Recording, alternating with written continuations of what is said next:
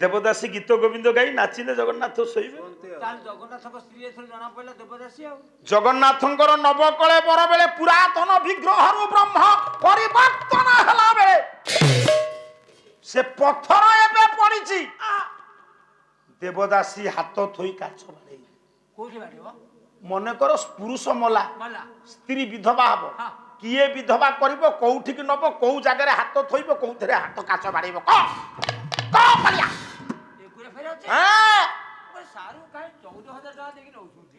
स्वामी मला स्त्री कोन ता हाथ रे काछ बाड़ी दबो विधवा करिवो किए कोउठी कि जीवो कहा ऊपर हाथ थोइबो कोउथरे हाथ काछ बाड़िया आजिकाली ये माँ माने शुण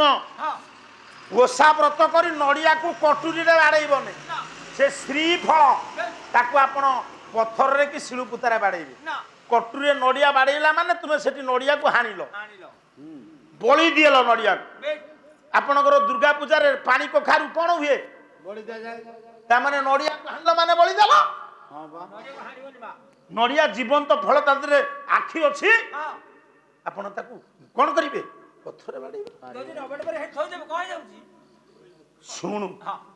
जगन्नाथंक पई हां सारे कथाटा रहि गला कोन विधवा केमति हबो केमिति कोन विधवा हेबे विधवा जे हुए देवदासी हां कि तू मलु तो स्त्री विधवा हबो कि मु मली मो स्त्री विधवा हबो हां मो स्त्री कथा कह हाउ कोउठी कि जीवो किए नबो काउथरे हाथ बाड़ी एउठारे कह मो गुरुदेव गायक शेखर जगन्नाथ बेहरा गोटे पद लिखिले गायक माने केमति पद पद लेखंती आया हेले महाशयଙ୍କ भଳି केही लिखि पारिबे से तो स्वतंत्र कवित्व हैं वो बुझुछ कवि खाली कवि कौन कहिले ये भी सारे गायक एरे तू जाननु कि रे से गायक अवसर प्राप्त शिक्षक पाला गायक एवं लेखक ताले जगन्नाथ सर कोन लिखले कौन लिखिले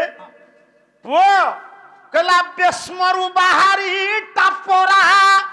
जन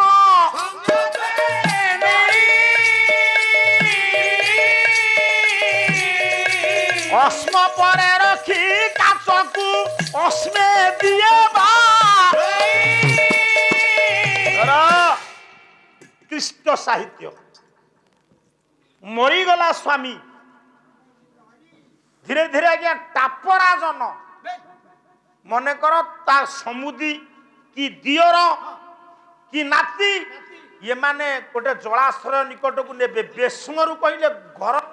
प्रतिशब्द होची बेस्म बेस्म कहले घर स्वामी मला तो स्त्री की नहीं तो कथा कर खराब हो तापरा जन मान लेबे टापरा जन नहीं बेस नदी कूल रे गोटे असम अस्म कहले आज्ञा पत्थर मन रख मा माने असम कहले पत्थर पत्थर बेस्म कहले घर घर हाथ थोइब आ गोटे पत्थर हाथ काछ अच्छा जोठी नदी नथिबा आज्ञा कुंडरे पानी थोइब चलिबो ओ सेदिन देवदासी सेई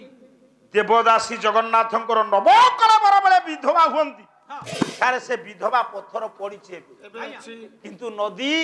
कोते गलानी मालिनी नदी माली नदी नदी पोती ही जाइछि हां स्नान वेदी पाखरे पड़ीछि विधवा पत्थर पत्थर तेणु जगन्नाथंक पई विधवा हुंती किए देवदासी जगन्नाथंक स्त्री किए देवदासी हबो विधवाला होबे नी सार कोन जगन्नाथंक पई विधवा हुंती देवदास हां देवदासी जगन्नाथंक स्त्री हेबे विधवा हाइछन ना हेबे हेबे हां महा चालाकी माने माने ये छोटिया श्रोता नुह पूरा मतबरा चारी धारिवा गाय कहले एठी पारिबो नइले पारिबो आया डल सीजनी पाला हां सबु गायकंकर फांका जाहा को आपण हाथ मारिबे सुईजी से जळिबो ठीक ना भूल म ठीक है आज्ञा तेणु हां जदि जगन्नाथंक स्त्री देवदासी हेबे हां आपण मते कहबे नना एबे देवदासी प्रथा नाही धन मारी रे ये भारी जाहे बोई धन मारी रे करने बजई धन मारी रे बोल थाई ब्लाउज नाही कौन ये गजब कथा से स्वर पकले मते स्वर जदी कुटिबे जगन्नाथंक पई देवदासी विधवा हुंती किंतु एबे देवदासी प्रथा अछि केते मसियारू हारामणि देवी ठारू बंद हो गला देवदास आया हां शेष देवदासी 19 रे गले 2019 ରେ କାମ ଶେଷ ବାସ୍। ঠিক না নাই মো তাহলে পণ্ডিতে দুপদ স্ত্রী হবে ଆଉ ନବକଳେବର ହେଲା ପରେ କିଏ ହବ ଜଗନ୍ନାଥଙ୍କର ସ୍ତ୍ରୀ କିଏ ଦେବଦାସୀ ହବ ଲକ୍ଷ୍ମୀ ହେବେ ଜଗନ୍ନାଥଙ୍କ ସ୍ତ୍ରୀ କିଏ ଗୋଟେ ସ୍ତ୍ରୀର କର୍ତ୍ତବ୍ୟ କଣ ଜାଣିଛୁ ସ୍ୱାମୀ ପ୍ରତି ଲେଖିଲେ ଗୋଟିଏ ପଦ କହିଲା ଇଏ ବିମଳା ଇଏ ଗୋଟିଏ ପଦ ଗାଉଛି କହିଲା ସ୍ୱାମୀର ଉଚ୍ଚିଷ୍ଟ ମହାପ୍ରସାଦ ସ୍ୱାମୀର ଉଚ୍ଚିଷ୍ଟ ମହାପ୍ରସାଦ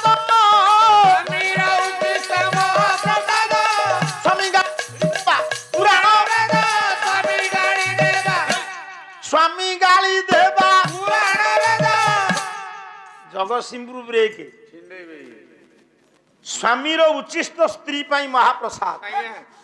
ତୁ ତ ଗୋଟିଏ ସ୍ୱାମୀ ତୋ ଘରେ ତୋ ସ୍ତ୍ରୀ ତୋ ଅଇଁଠା ତୋ ସ୍ତ୍ରୀ ଖାଉଛି ତୋ ସ୍ତ୍ରୀ ତୋ ଲୁଗା ସ୍ପଟା ସଫା କରିବା କଥା ହଁ ନାଇଁ ମୁଁ ଗଲେ ମୋର ତାର ମିଶେଇ ସଫା କରିବି ଆଉ ତାହେଲେ ତୁ ଯୋଗ୍ୟ ତାପରେ ଟାଇମ ହଉନି ଆଜ୍ଞା କାହିଁକି କହୁନଥିଲି ସେ ଆଶା ଦିଦି ବୋଲି ଇଏ ଚାକିରି କାହିଁକି ଜଗନ୍ନାଥଙ୍କର ଅଇଁଠା କିଏ ଖାଏ ସେ ହବ ଜଗନ୍ନାଥଙ୍କ ସ୍ତ୍ରୀ କଇଟା ଖାଉଛି କିଏ ଗୋଟିଏ ପଦ ନା କହିଲା ବିମଳା ପାଶେ ସେ